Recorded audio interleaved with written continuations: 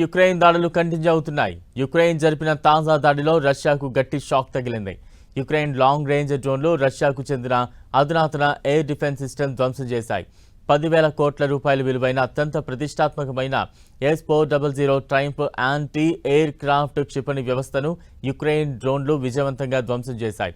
నల్ల సముద్రం తీరంలోని రష్యా క్రాస్నోదర్ ప్రాంతానికి చెందిన గెలెంజిక్ సమీపంలో ఈ ఘటన జరిగింది. యుక్రెయిన్ డ్రోన్లు నేరుగా వచ్చి ఢీకొట్టడంతో గెలెంజిక్ తీరంలోని రష్యా S-400 స్థావరం దాదాపు 3 గంటల పాటు భారీగా మంటల్లో కాలిపోతూ పేలుళ్లతో ధ్వంసమైంది. రష్యా అధ్యక్షుడు వ్లాదిమిర్ పుతిన్కు అత్యంత సన్నిహితంగా భావించే విలాసవంతమైన పుతిన్ ప్యాలెస్ ఎస్టేట్ సమీపంలోనే ఈ ఘటన జరిగింది. దీంతో యుక్రెయిన్ డ్రోన్లు ఎంతటి సురక్షితమైన పరిధిలోకి అయినా చొరబడగలవని నిరూపించాయి.